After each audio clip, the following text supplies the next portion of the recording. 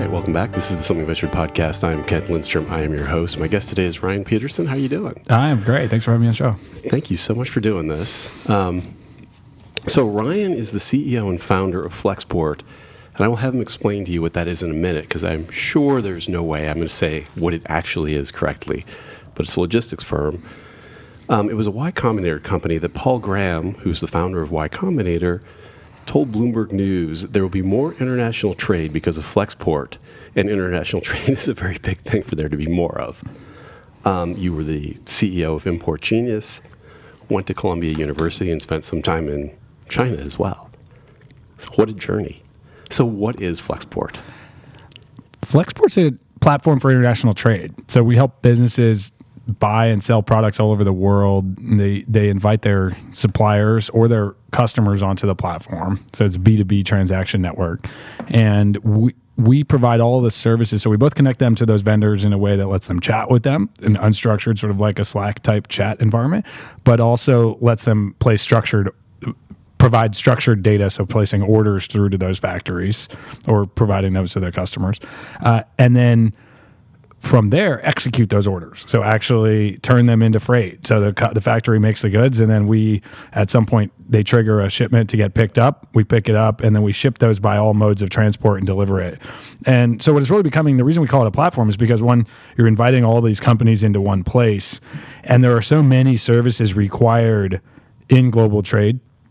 And we're now providing all of those, or we aim to provide almost all of those services, rather than we're not just a freight company. So it's cargo insurance, customs brokerage, trade finance. You can imagine there's many other things that we'll be adding over time. How did you start on this entrepreneurial journey? I mean, you're sitting in an office, you've raised $1 billion. It's an incredible success story. How did you start down this path of even thinking you could start something? I think I've always been an entrepreneur. Actually, my mom's an entrepreneur. What did she do? Yeah, my mom was a biochemist, and she had a food safety company in Washington, D.C. She sold two companies that were small, but for our age, pretty successful businesses. And so she kind of raised me to be an entrepreneur. In hindsight, I look at it, some of the stuff that she was doing, where I would earn my allowance by delivering sodas to her office, and kind of had my own little small business when I was 8 years old. So my mom was sort of like background radiation of entrepreneurship, but my older brother is a real entrepreneur too. And so he took me under his wing. When I graduated from college, I started working for him. He's a computer programmer. He used to work for Intel. And we started building e-commerce businesses together with another partner named Michael Kanko. And the three of us built this a handful of businesses, buying stuff in China, selling them on the internet. Yeah. And does your brother run BuildZoom? Is that right? Yeah, my brother's the CEO of BuildZoom. There's something in the water. Like, what the heck is going on? Yeah, well, we've co-founded Import Genius together, and ran that for many, many years. And then Import Genius is a data service for global trade. So we take public records, digitize them, make them searchable, and sell subscriptions. BuildZoom was sort of born out of looking at all the public data that exists around construction. And you can see there's like a coaching tree there. It came out of Import Genius in a similar kind of way, or the idea did. And Flexport went the other way towards like the data around global trade and how do I get deeper into that world. But the businesses don't seem that similar on the surface, but there's a common lineage. So how did it start for you? You're a solo founder. Would that be correct? Like you're not like a partnered. Your partner didn't do it. I mean, my brother was kind of my co-founder in the beginning, spiritually at the very least, like helped me to ride the emotional wave of being a founder. And then I kind of recruited my co-founders later. So I'd been working on it for 3 or 4 years, and I even had a few employees on the team, and most of them are still here.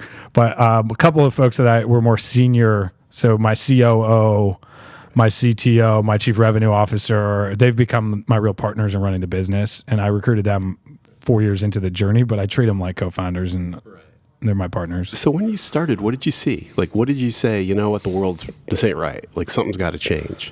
Like, what animated you? Well, the first thing is just that global trade is one of the most important forces for good in the world. And that's become a really hot topic and more controversial to say. And I say, and therefore, it's more important that we say it and show the data. But we've lifted 1 billion people out of poverty on the backs of the shipping container and free market economics, and allowing people to trade with those on the other side of the world. So here's this incredibly important force for good that is just way too hard. And I couldn't get that out of my head. Like, there's one of the most important things in the world, and there's pieces of paper being flown across the ocean to serve as title. There's just an endless stream of emails, jargon. It was a really inaccessible world as an entrepreneur trying to buy stuff across borders and ship things. It's just like, why is this so hard? And so at some point that problem weighed on me enough to where I was like, okay, I'm going to try it. It seems like there's a really good business here if someone could do it. Right. And that's what they say. They say people who start companies I know I've done a few, but you just can't stand the world. Like, you just can't sleep until the world changes. And it seems like you were one of those. Yeah. One of those guys. We're really annoying people because it's like you can't stop complaining about something until you just do something about it. Yeah, but it changes the world. So as you started, like, was there a moment when you said, this is nuts? Like, this business has been around for, well, what is the history of logistics? I mean, it's been around for a long time. It's not like you kind of went into a new field. You went into a field that has a lot of tough incumbents, I would think. Yes. There's most of our big competitors were founded in the 19th century. Yeah. So it has roots back to like the Danish shipping. Yep. Like, there's a history to the thing. Did you ever study that? And yeah, for sure. I love the history. No, I don't know that there's a true, like, the companies have survived. It was sort of like an 1890s thing, the steamship revolution, when they started putting coal power instead of sailing, probably bankrupted a whole bunch of those companies and stuff.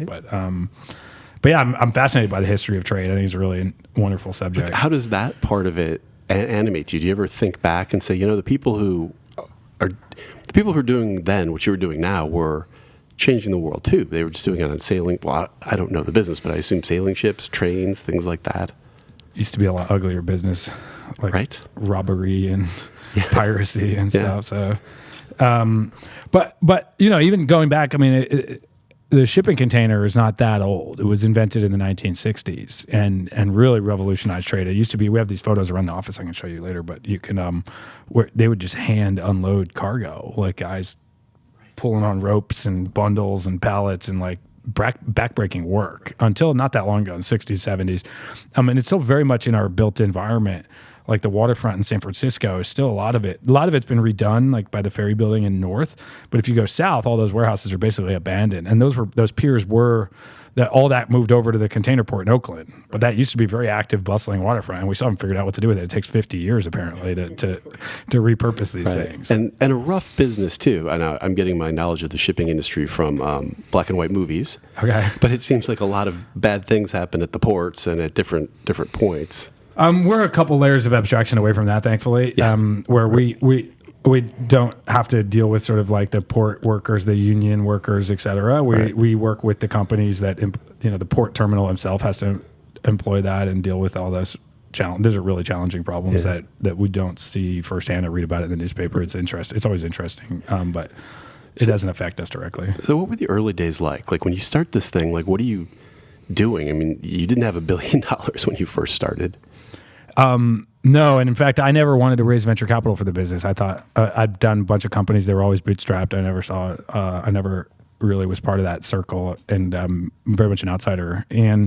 But what we realized early on, built a prototype, almost just like a very simple version of what we couldn't do. All the things. It was just like, if this existed, would people sign up? And people just started signing up, and bigger companies. One day. The national oil, Saudi Aramco, the national oil company of Saudi Arabia, signed up, and you didn't know them. They're not a customer of ours, but they at one point, like when I wasn't even started yet, they were signing up for this, and I was like, "Whoa, this is a much bigger problem." I thought it was just for small people selling on Amazon and eBay and things like that, and I think we're still the best at that. If you're an Amazon merchant, there's high probability that Flexport is a better way for you to ship freight. But that's a pretty small segment of the world economy, and it turns out bigger companies have these problems too, where their supply chains are run on Microsoft Excel files being emailed around, and would be much better to structure all that data, lend it to analytics, provide you. So, and we've just been on this journey to learn from these companies about what they need, because that wasn't the original intention. Was kind of like, let's make a TurboTax for an Amazon merchant to deal with their inbound freight, which is still really valuable, and the world needs that, and it's an important part of our business. But we've just been educated by the enterprises of like, hey, we need to connect to all of our factories, and we have no visibility into our inventory while it's on the ocean. It disappears until it reappears a month later in a new system. And so you realized something big was happening early on. Pretty early on. And so that was part of what drove me to go and do Y Combinator. And I realized I was going to need venture capital to take this to the scale and get the talent that I was going to need. It wasn't going to be like a little podunk operation.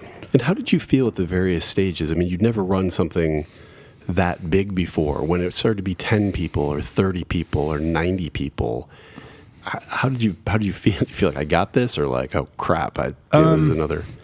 It's been a really wonderful experience for me on a personal journey to grow and develop fast enough to do it. It is a constant struggle to keep up with the pace. Like you wouldn't, and now we have over 1,500 employees, and I never dreamed of that, right? Yeah. And I've never done something like that before. So I've had to reinvent myself and learn constantly how to do it. The company, we were lucky that I managed to hire folks who could complement me.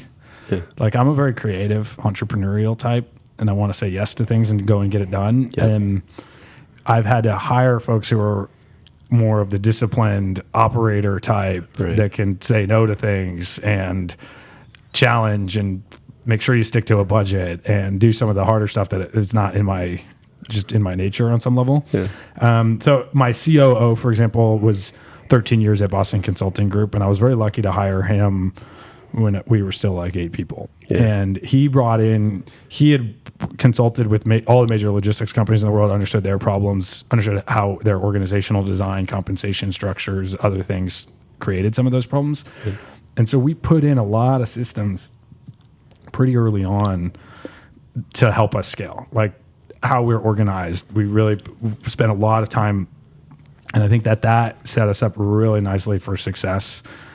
We've now gotten to a stage, I mean, it's a pretty interesting time for Flexport, where we've had 2019 was a pretty pivotal year for us. Yeah. And we spent the last 5 years, 5 or 6 years even, just like full on pursuit of growth. Yeah. And we got really big. We're now the 7th largest freight forwarder on the Asia to US trade lane, which is the world's largest trade lane. Right. And you own like warehouses. I don't know if you own airplanes, but you have a big. We lease a fair amount of these assets. I try. We don't want to own any assets or even lease them, but where they provide access to capacity and improve your capabilities and allow you to serve customers better, then we're happy to. Like those are good investments for us. Yeah. But we measure it. It's not. The asset itself is not something I want to own, but if it generates the result for a customer, then we'll do that. And so like we spent like the 5 or 6 years just scaling like crazy. Our org design helped us a lot. Yeah. We were really decentralized, lots of small teams that are empowered to make decisions and move fast. It did pay off. So now we're at scale. We're the 7th largest freight forwarder on the main trade lane in the world. We went from $2 million in revenue in 2014 to 441 in 2018. Holy cow. Blew it out. Over 10,000 clients and suppliers on the platform now. Right. But it's also pretty pivotal. Like we raised $1 billion this year, hired a great new CTO, and have really upgraded our game on technology development side. Yeah. That said, it start to really think about like, are we still organized the right way? Or do we still have... You're not the same company that you were when you were smaller. Are we making decisions fast enough? There's a lot of interesting conversations happening around like, okay, we're big. Right. How do we start making money? So how has your role as CEO evolved over time? It's, I think it's changed quite dramatically. We've obviously gotten a lot bigger. We have 1,500 employees now. And the first 5 or 6 years were just about a furious pursuit of scale. And it's a very scale-driven business. If you're not big, you're not able to be reliable to the supply side, to the carriers, ocean carriers and airlines of the world. If you're not reliable, you're not going to get good pricing. At the same time, if you don't have good pricing, you won't get customers. So it's this chicken and egg problem. And it worked, basically. I mean, we got to scale. We're now the 7th largest freight forwarder as I mentioned, on the world's largest trade lane. So we're at scale, and it's now set us up to start looking at ourselves. We got to $441 million in revenue in like 5 years. One of the fastest growing companies, full stop. 10,000 customers on the platform. So that in 2019 became a very pivotal year because we raised $1 billion. We brought on a new CTO who's really helped us upgrade. And I'd say our technology teams are performing better than ever.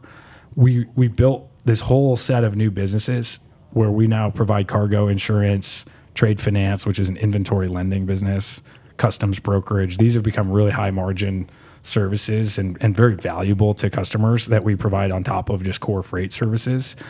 And then the big breakthrough has been starting to really instrument where are we spending time, like the productivity of our teams, and do we have the right org structure, the right design to serve customers at scale. And when we're small, these things matter less. We did have a good org structure that set us up well for scale, but we haven't. It's been a lot of asking of questions this year about like, do we still have the right org design, the right structure to serve customers and maintain the agility that we need to win in our core markets in recession, which is a pretty difficult place to operate. Like for trade with China's down 16% year over year, and we're used to like last 12 years everything's been up and to the right.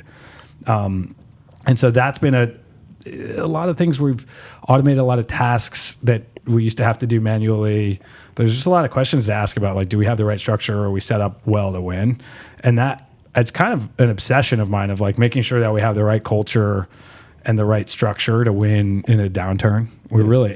I don't think the world's not in a recession yet, but our market's deep in recession. Like you might even call it depression, 16% year over year decline. Definitely. So it's been a big evolution for me personally to like have to grow through this and learn and ask a bunch of tough questions all over the company and make sure that we're doing the right things. And do you think you're learning at the right pace for getting to where you and your employees need to be? I have been learning as fast as I possibly can, and it still feels like I'm drinking from the fire hose sometimes. And we've slowed down quite a bit. We hired a lot of people this year after the funding raise, and we've slowed that down quite a bit to like take a deep breath and say, hey, wait, let's tighten all the rivets on the ship and make sure that, we're not leaking and make sure that the business is really well run. And that was super hard to do in a time when you were just like furiously growing. So slowing down and taking a deep breath has been really good for us over the last couple of months. Have you been able to keep focus with the new businesses, the capital business and the insurance business you just mentioned? Yeah, well, those become the core engine of profitability of the business. So you want to definitely stay focused on that. And I think ocean freight's kind of a commodity. It's a rectangle going between two places. It's hard to differentiate. Whereas these things are you're taking data and you're structuring it and you're using that to create rich products for your customer. It's much more defensible and higher value. So you want to invest a lot in that. In the core ocean freight, let's automate it. Let's make it run like a pipeline and that you don't have to worry about. And we've made good strides there. So it's actually shifting more attention to these new business lines. And that's what happened with GM eventually. They had the car company, and then the financing company became 10 times bigger than the core car company. Yeah, I hope we don't go that far, but you do see it in the economics. Like you make more money in lending than you do in shipping a container. Yeah, which is pretty sad for those blue collar folks out there in the world. They're busting their ass, and then the Wall Street guys make all the money.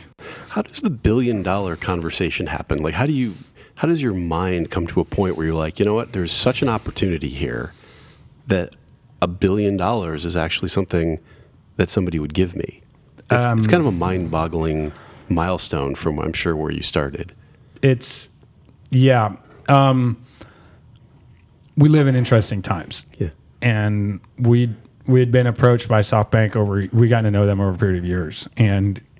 But we were never interested in raising. The timing never lined up for many years. And I think they were disappointed to have missed out on previous rounds and stuff. And at some point we realized like the opportunity is here for this business, and trade wars being what they are, that you have in uncertain times, you want to have more reserves because you don't know what the world looks like. But we know that if you have a balance sheet, you'll be in a commanding position during those kind of turbulent times. You want to be able to keep investing, if prices collapse, which we've seen, they've really collapsed this year, be able to pass through those lower costs to customers instead of hoarding them, which is what an earnings per share driven public company would do, or one without a balance sheet.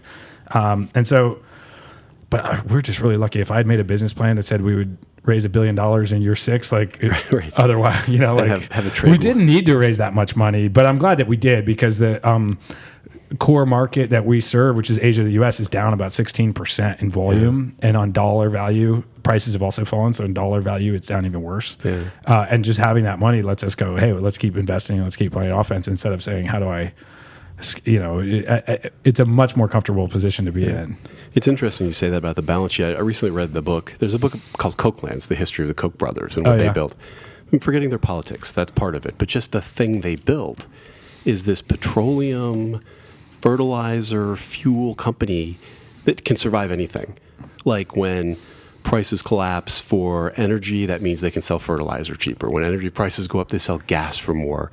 And as a private company with a balance sheet, they're just built to stand anything. And it seems like you've built something that has that kind of resilience now, as we have a trade war and who knows what. I mean, the Coke industry makes $10 billion a year in free cash flow, so we're not there. I didn't mean the same economics. I just meant conceptually something. In time, I mean, I do think that global trade's the backbone of the world economy. It's their circulatory system, and it's about 10% of every dollar spent on planet Earth is spent on logistics. So it's a big enough business, but we're still a tiny, tiny little fish. We're less than 1% of U.S. trade still, and despite our what we think is pretty decent scale as the number 7. And as you grew to 1,500 people and went through these stages of growth, how did you keep the culture of your company? Maybe you didn't. I don't know. Keep the culture of your company something that you wanted it to be. Your culture evolves a lot as you grow, so you can't try to hold on to it as this one moment in time.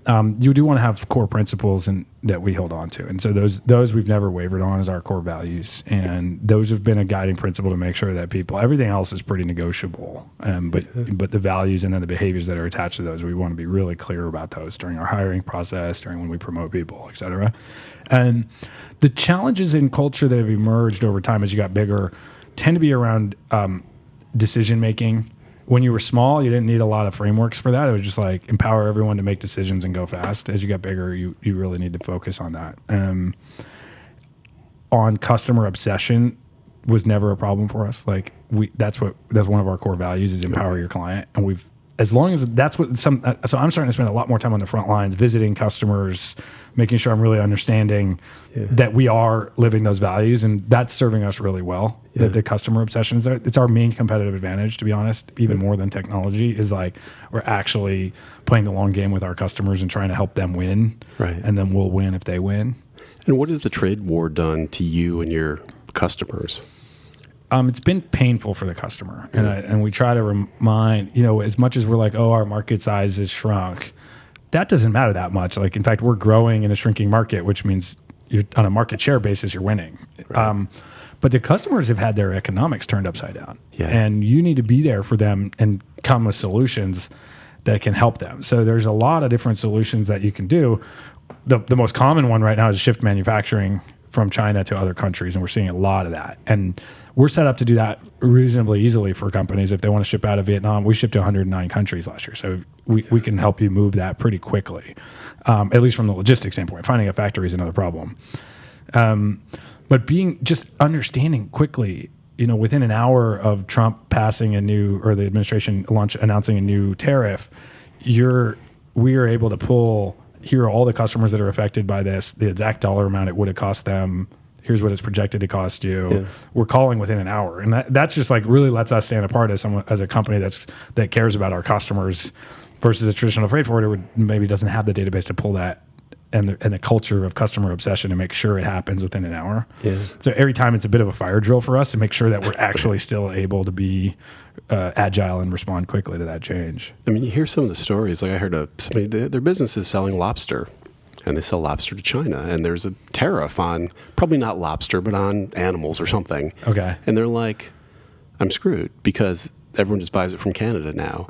And so it's just this family that had a lobster business that just got sort of crushed. Nobody was trying to crush them, but that's what happened. A lot of it. I mean, these are brute force instruments that have a lot of unintended consequences. And so it's really unfortunate. I think we have to train our teams how to have really empathetic conversations with customers and talk, help them think through it and what are the options and what are we seeing. But in some cases, there's not a lot of great options. I mean, if you're not going to break the law, so what else are you going to do? You got to find, and we've seen some of that too. So do you think there's a secular shift then if today the trade wars ended and said, okay, it's all back onto WT, whatever, we're all going to get along. Has China seen a permanent loss then because the capacity has just moved to places like Vietnam? And that probably, those shifts were happening already. And China's really focused on higher end manufacturing. And that stuff's staying in China, like high-end electronics. There's whole ecosystems of subcomponents and all these things that it's not easy to just go and move that to a new region. But the lower skilled stuff where it's like apparel, where it's really just a human to sew stuff, and there's cheaper labor than China now in many other countries. So those shifts were happening, and this has just been a real acceleration of people who were like, okay, we're going to do this over the next 5 years. Now we need to do it this year. And so I don't think come back because they were just going to shift anyways. Right. What do you make of Amazon in this whole thing? Isn't Amazon, like in some sense, a pretty good logistics company? Would that be fair? Like, I think everyone would probably agree with that. Amazon's a great company. We actually have a pretty cool partnership with Amazon. Okay. Well, we deliver a lot of freight to Amazon fulfillment centers, and we're one of their chosen, I forget what they call it, but freight forwarders in their marketplace, like a preferred partner. But the partnership that I'm really proud of is actually on disaster relief. We've been working, Flexport.org, which is our nonprofit. We do humanitarian logistics at cost or below if we can, is now partnered with Amazon we did a bunch of stuff in Hurricane Dorian down in the Bahamas, delivering. Because you can get stuff there, of course. Yeah, we're pretty good at that. Yeah. And Amazon has a really cool program where they get merchants to donate the products that people need, and we facilitate that. So I was pretty proud that our .org team made that partnership with Amazon happen. That's fantastic. And how do you get out and around this organization? Like, do you have to be in Vietnam and be all these places? Like, how do you? A little bit. I like traveling, but I do a lot of video calls. And honestly, we've got just a great team, and we believe in empowering people and making sure our people know the values and what we're trying to achieve and understand the vision and the priorities, and watch them just like flourish without me having to tell them what to do for the most part. It's pretty amazing when you can do that. Yeah. When you can kind of watch a team that you've developed and worked with just sort of do the right thing even while you're sleeping or on a plane or whatever. And then so my job is really on, but it's good culture that allows that. And so that's where my job is, on making sure that our culture is really there, that we have the right people, that the behaviors are being modeled. And it's not that the rules are being followed, but that the norms are being obeyed, you might say.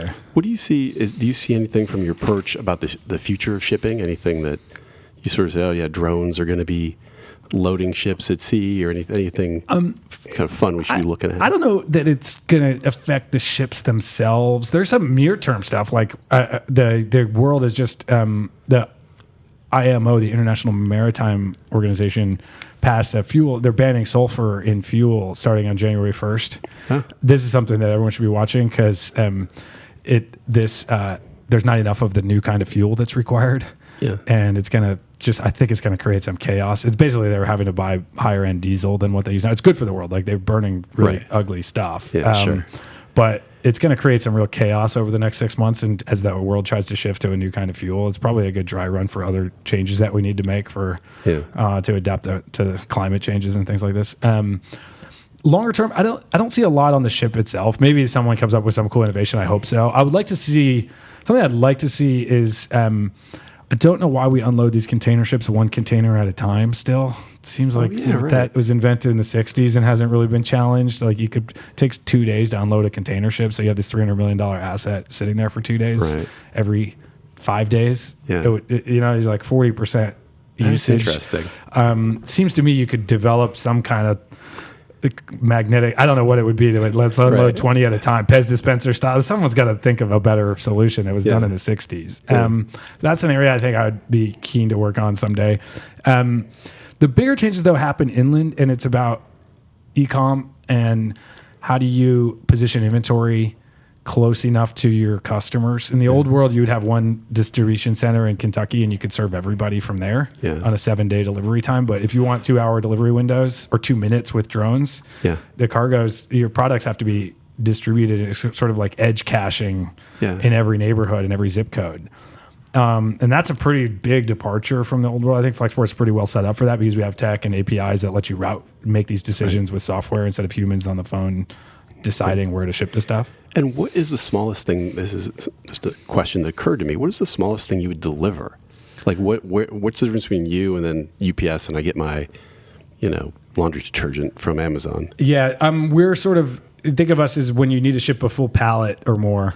So like 150 kilograms. And that's kind of the break point where UPS, it no longer goes in their parcel network.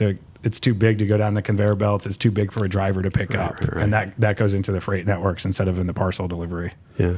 So is this your last job? Like, what do you, are you like, okay, I've done this, now it's time to do the next thing? Or are you like, man, this is going to take me 50 years? I think it's at least 50 years. Yeah. So I'm trying to maintain health and stress levels and be able to do this forever and remind people like, hey, it's really a long game kind of thing. Trade's not going anywhere and we're having a lot of fun. So, but it can be very stressful. So you have to like take a step back and go, wait, deep breath. Like I don't need to. And how do you deal with that? Like, what do you? Focusing a lot on sleep has been important for me. I realized earlier this year that whenever I had anxiety and stress, it was because I hadn't been sleeping well. And it was hard for me to make that connection. Yeah. And sometimes you think the stress is leading to the bad sleep, which might be true also. Right. When that's a vicious cycle problem. But for me, I noticed if I didn't sleep enough, then I would be anxious the next day and then I wouldn't be at my best. It's funny because I met a professional basketball player who told me he figured this out when he was like 23 and that he could track his stats based on how much sleep he'd had. Yeah. And then he's been in the league now for like 15 years because he like learned this insight. So the number of people I've talked to have been wildly successful who have figured something out about sleep or meditate has really surprised me. It seems to be a big... meditation's really awesome too. I'm not very good at it. I'm sitting still and but I see the value in it for sure. There's a bunch of people who swear by it. So what did you look forward to the future? What worries you the most? For me, what worries me is bureaucracy and making sure Flexport doesn't become like all these other companies out there in the world. So it's how do you maintain your agility, your adaptability, your ability to respond quickly to change, which means making sure that you're really empowering people, make sure you're breaking down silos and getting employees to really think like owners of the business, which means thinking about the system from end to end. Mm-hmm. And it is a networked ecosystem business, which extends beyond the borders of our own organization. Like we're really heavily reliant on partners, local trucking companies, ocean carriers, airlines, and being able to extend your brainwaves into what they're doing and what they're trying to do and understand their goals and how do we link these together. It's not a normal, like a lot of people are hired for a function and they're just like, no, I'm going to do this function right here. And I think at Flexport, it's expected that you're going to try to understand the system from end to end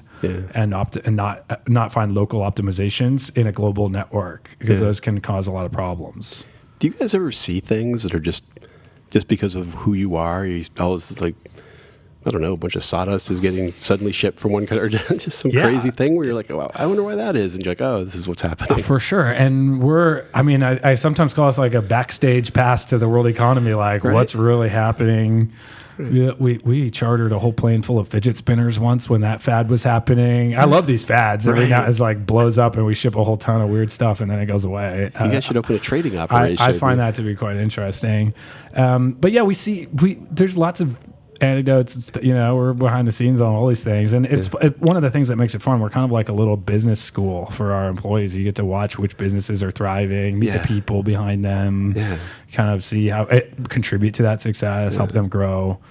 And it's amazing how many businesses there are in the world. I started my career as at Deloitte & Touche, and we did valuation and things like that, and these businesses would come through, you're like, I didn't know there was a business that did that, but there's a whole like de-inking plant that de-inks old newspaper, whatever it is. And some guys built that, and it's just amazing. Yeah, it's mind-blowing. And always new ones, like we ship a lot of Bitcoin mining rigs to weird places that have low energy costs. You're like, wow, I'm getting to meet these guys that are creating a Bitcoin mining operation in Iceland. And such a cool job. Yeah, it's pretty cool. Do you ever pause and just kind of say, this is nuts? Like I've built this multi-billion-dollar thing that's touching so many people around the world. Definitely. And very grateful to be able to work on something that I think really matters too. Yeah. That's why I feel comfortable being like, I'm going to do this for the next 50 years because it's very clear that it's going to keep being important for all these years in ways that social media type stuff might come and go. You have no idea if your companies, if people still want to behave like that. It's a new kind of behavior, whereas trade has gone on for 25,000 years. Like there's evidence of it back way before any kind of historical writing existed. Are there any lessons from deep history that you bring to this business, from the deep history of trade? Hammurabi's code had 7 laws about shipping. I forget what they are, but it goes back. I mean, there's, I don't know. You have to be careful, but it's fun to me to go look at that stuff and be able to put things in historical context. Yeah. It's amazing that you've kept your original idea, which is making the world a better place to trade, that it hasn't just turned into something else. It seems like you've kept that. Our mission statement has never changed. Our vision has evolved and I think improved substantially. And it's really through talking to customers. Yeah.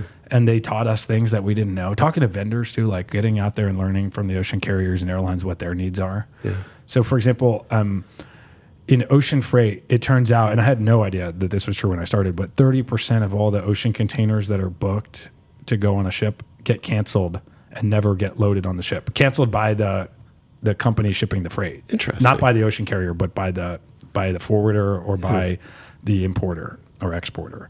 And think about it, if you're an ocean carrier and 30% of your bookings get canceled, you have to overbook your ship.